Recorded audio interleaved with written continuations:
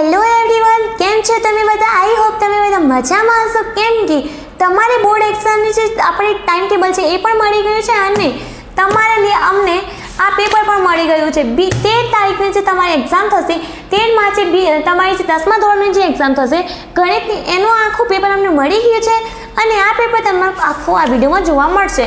અને આ video paper તમે કેવી રીતે ડાઉનલોડ કરી શકો છો એ પણ તમને આ વિડીયોમાં હું કહી દઈશ. તો વિડીયો ક્યાં પણ સ્કીપ ના કરતા એન્ડ સુધી આ વિડીયોને તમે જ જોતા રહેજો. તો સૌથી પહેલાં આપણે જે છે 13 માર્ચે જે આપણી એક્ઝામ છે 2024માં 10મા ધોરણના ગણિતના પેપરની, કયા પેપરની? ગણિતના પેપરની જે એક્ઝામ છે એ આપણે તમારા માટે આ પેપર લઈને આવ્યા છીએ. તો આ વિડીયો તમે એન્ડ સુધી જોજો, ક્યાં પણ સ્કીપ નહીં કરતા, કેમ કે આમાંથી 80% તમારા જે પ્રશ્નો છે આ ક્વેશ્ચન પેપરમાંથી આવશે. કેમ કે આ ક્વેશ્ચન પેપર અમને ગાંધીનગરના જે અમુક પેલા છે એમને અમને ક્વેશ્ચન બતાવ્યા છે કે આ બધા ક્વેશ્ચન આવશે, એટલે એમાંથી અમે વધારેના વધારે ક્વેશ્ચન આમાં લઈ લીધા છીએ. તો આ વિડીયો તમે એન્ડ સુધી જોજો, ક્યાં પણ વિડીયો સ્કીપ ના કરતા, કેમ કે બહુ મહત્વપૂર્ણ પેપર છે તમારા માટે. ચલો વાત કરીએ હવે. અને તમે અમારા ચેનલ પર નવ્યા છો તો અમારા ચેનલને પણ સબસ્ક્રાઈબ કરી દેજો. આમ સબસ્ક્રાઈબ કરી દેજો. ચલો વાત કરીએ હવે ક્વેશ્ચનોની. ચલો વિભાગ 1માં શું છે? આપણે અહીંયા પેલો આપે છે વિકલ્પ, અહીંયા આપેલા છે આપણને. તો ચલો આપણે ફટાફટ આ કરી લઈએ. ઓકે, આમાં અહીંયા વિકલ્પ નથી. પહેલાં સૌથી પહેલાં આ વિકલ્પ આપણે અહીંયા છે. આપણે પહેલાં આ ક્વેશ્ચન સોલ્વ કરી દઈએ. 1 માર્કરનો આ ક્વેશ્ચન છે. ચલો 17 અને 23નું ગુસા 1 છે. તો આનો આન્સર આપણે શું આવશે? ખરું ખોટું છે આપેલા છે આપણું, ખરું ખોટું. ઓકે, ચાલો ખરું ખોટું આપણે અહીંયા જણાવવાનું છે. તો પહેલાંનું શું આવશે આન્સર? આપણે ખરું. શું આવશે? ખરું. આવી રીતે આપણું આન્સર px = x² - 7x + 10નું શૂન્યોની સંખ્યા 3 મળે. તો આપણે આન્સર શું આવશે? ખોટું. શું આવશે? ખોટું. ચલો વાત કરીએ હવે નેક્સ્ટ પ્રશ્નની. જો sin a = 1 તો a = 90 હશે. તો આપણે આન્સર શું આવશે? ખરું. એટલે ખરું. sin a અને cos a નું મૂલ્ય ક્યારેય 1 થી વધારે ન હોય. તો આપણો આન્સર શું આવશે? ખરું. મતલબ કોઈ દિવસ આનાથી મોટું ના હોય. પછી x/3 + y/2 = -3નું પ્રમાણિત સ્વરૂપ x + y + 18 = 0 છે. તો આન્સર શું આવશે? ખોટું. ખોટું. પછી સમાંતર શ્રેણી 18 તે 8 3 નું 5મું પદ -2 છે. તો ખરું. શું આવશે? ખરું. આપણે ખરું ખોટું આખા થઈ ગયા છે. આપણે અહીંયા આપણને મળી જશે 6 માર્ક્સ. ચલો વધીએ હવે આગળના પ્રશ્નોમાં.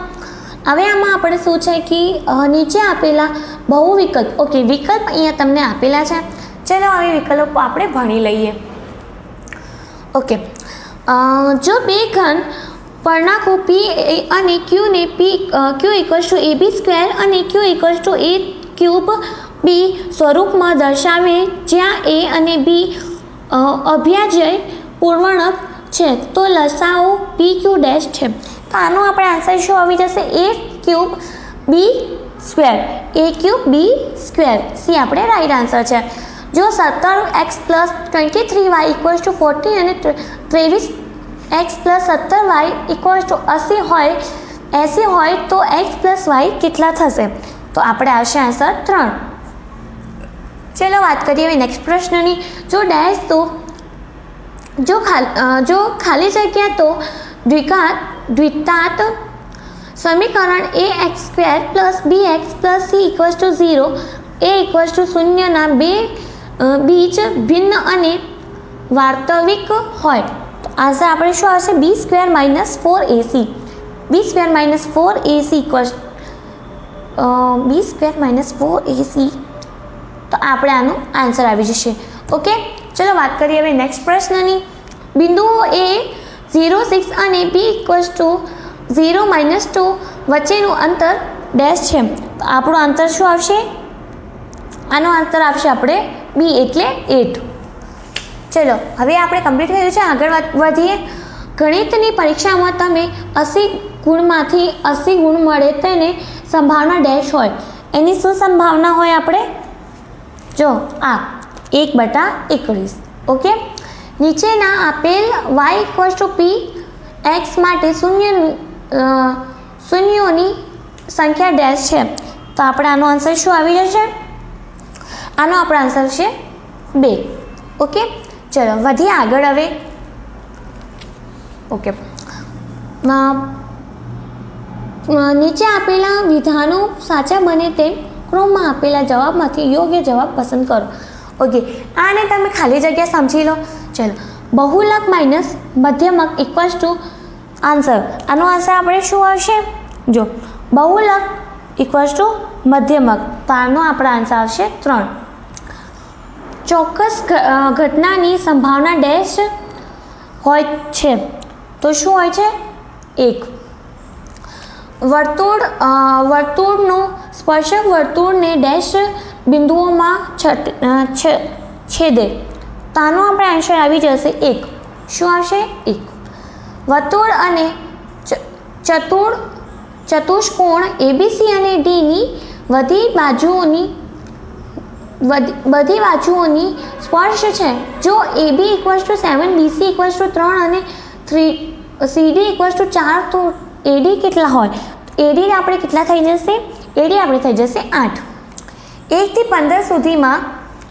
15 સુધીની સંખ્યાઓમાંથી પસંદ કરેલ સંખ્યા અભિજય આવે તેને સંભાવના ડેશ થાય. એની સંભાવના આપણે કેટલી જશે? 2/5. પછી સમાંતર શ્રેણી માટે A = 5 અને D = -2 હોય તો A કેટલા થશે? એ આપણે થઈ જશે -15. ઓકે, હવે આપણે અહીંયા સુધી આ પ્રશ્નો આપણે કમ્પ્લીટ કરી દે છે. વધીએ આગળની તરફ. ચલો, હવે આપણે એક ગુણનું છે આ ઓ કેન્દ્રિત વર્તુળમાં લઘુવર્તાંશનું ક્ષેત્રફળ 150 અને તેની ત્રિજ્યા 5 હોય તો તેને અનુરૂપ છાપની લંબાઈ શોધો. તો પાઈ અમારી કેટલી છે? 3.14. તો આપણો આનો આન્સર કેટલો આવશે? 60. જો તમે જોઈ લો, અહીંયાથી જ આપણે પ્રશ્ન સ્ટાર્ટ થશે. આને હું ડાયરેક્ટ આન્સર થઈશ, કેમ કે આપણા જોડે વધારે ટાઈમ નથી, એટલે ફટાફટ આપણે પ્રશ્નો ભણી લઈએ. 8 સેમી ત્રિજ્યાવાળા અર્ધવર્તુળમાં અંતર્વૃત્ત ત્રિકોણની મહત્તમ ક્ષેત્રફળ કેટલા થાય? તો 64 સેમી ક્યુબ. ઓકે, આ આપણું થઈ ગયું છે. હવે વધીએ આગળ. ચલો, ઓકે, 7 સેમી ત્રિજ્યાવાળા અર્ધગોળાનો ઘનફળ શોધો. તો આપણે આનો આન્સર શું આવશે?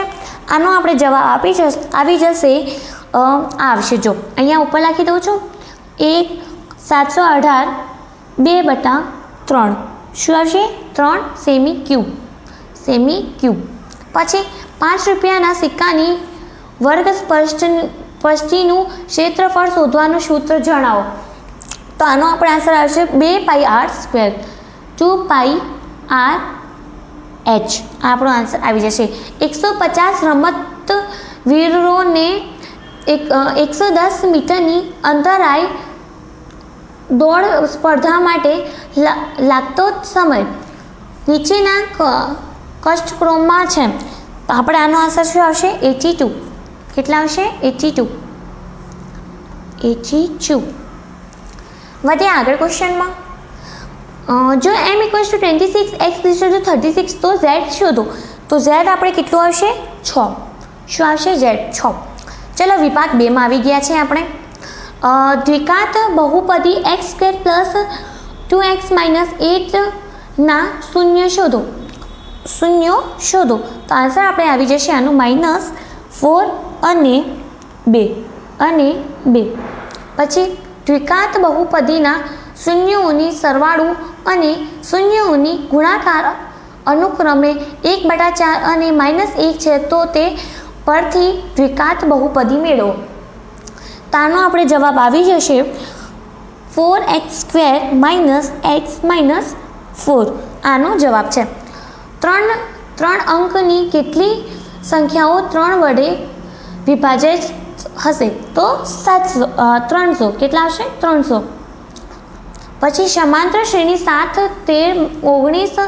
20, 250 પદની સંખ્યા શોધો. તો આનો આન્સર આવશે 34. ઓકે, વાત કરીએ આગળના ક્વેશ્ચનની. દેખાય છે ને તમને? ઓકે, 29મો ક્વેશ્ચન પ્રશ્ન આપણે વાત કરીએ હવે. 1.5મી ઊંચાઈવાળા એક નિરીક્ષક એક ચીમનીથી 28.5મી દૂર ઊભા છે. તેમની આંખથી ચીમની ટોચના ઉત્તર કોણાની માપ 45, તો ચીમનીની ઊંચાઈ કેટલી હશે? આનો આપણે જવાબ આવી જશે. જો 30 મીટર. શું હશે? 30 મીટર. 30 મીટર. વાત કરીએ નેક્સ્ટ ક્વેશ્ચન. કિંમત શોધો. આની આપણે કિંમત શોધવાની છે, તો આનો આપણે આન્સર આવી જશે 2. જો 15 કોટ A = 8 હોય તો sin A અને sec A શોધો. તો આપણે sin A અને sec A ગોતવાનું છે, તો આનો જવાબ આપણે આવી જશે. કેટલા આવશે? 2 આવી જશે. ઓકે, વાત કરીએ નેક્સ્ટ ક્વેશ્ચનની. આકૃતિમાં દર્શાવ્યા પ્રમાણે નળકારાની વર્ગ સપાટીનો ક્ષેત્રફળ A એકમ અર્ધગોળાની વક્ર પાટીનો ક્ષેત્રફળ B એકમ હોય તો ઘન પદાર્થની કુલ સપાટીનું પૃષ્ઠફળ કેટલું થયું? તો આપણે આવશે એનો જવાબ. જો અહીંયા લખી દઉં હું આન્સર.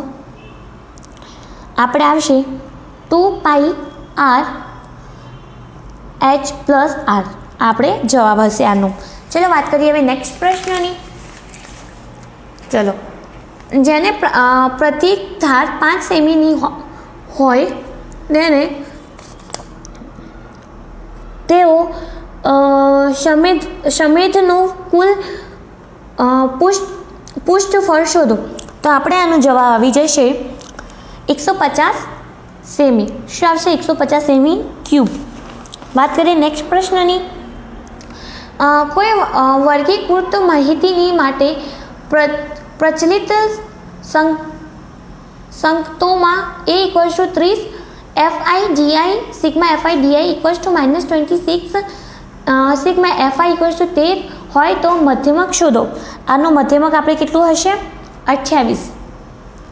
નીચે આપેલ સુરેખ સમીકરણો યુગ્મનો ઉકેલ આદેશની રીતે શોધો. તો આનો જવાબ આપણે આવી જશે. x = 49/29 અને y = 19/29. આનો આપણો જવાબ આવશે. બિંદુઓ 3, 2, -3 અને 2, 3 એક ત્રિકોણ બનાવે. જો હા તો રચાયેલા ત્રિકોણોનો પ્રકાર જણાવો.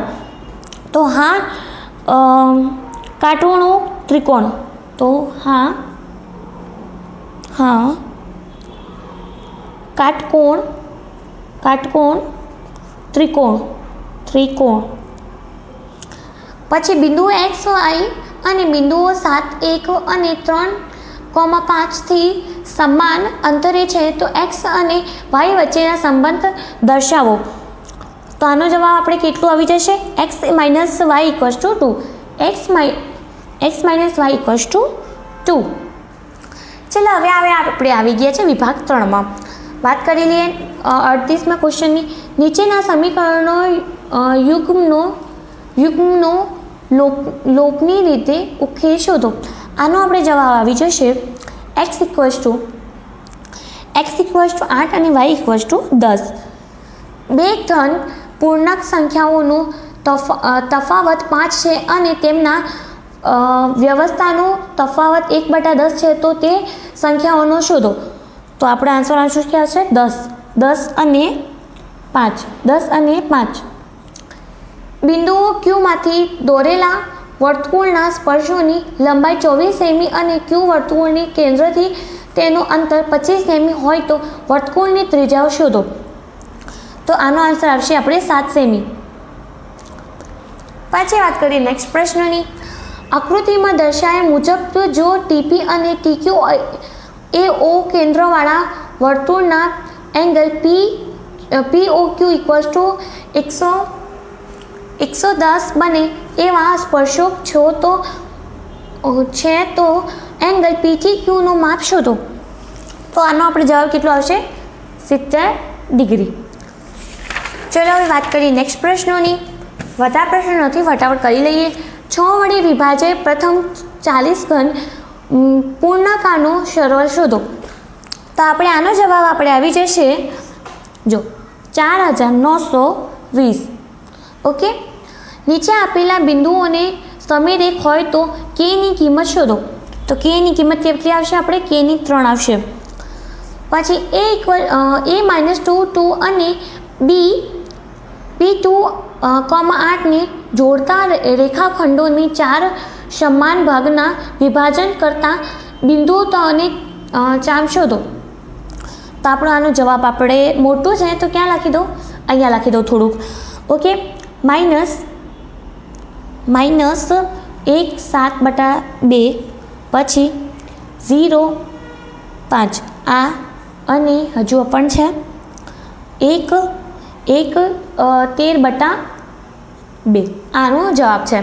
ચલો વાત કરીએ બીજા પ્રશ્ન. નીચેનું કોષ્ટક અને એક વિસ્તારમાં 25 પરિવારના ખોરાકનું દૈનિક ઘરથિયું ખર્ચ બનાવે છે.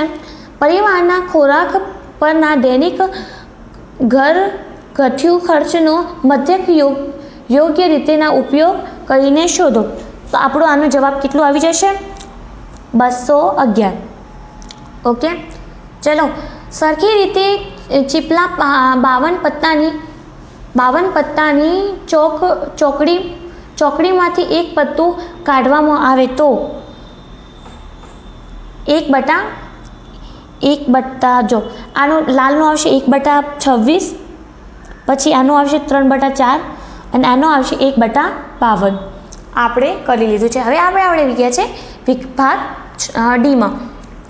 જો કોઈ રેખા ABCDની બાજુઓ AB અને ACની અનુક્રમે D અને Eમાં છેદે તો છે તથા BC અને સમાંતર છે તો સાબિત કરો કે AD/AB હોય = AE/AC હોય. તો આનો આપણે જવાબ કરી લઈએ. આનો આપણે જવાબ આવી જશે. Okay, wait a second. Riders શું આપશે આન્સર? રાઇડર્સ.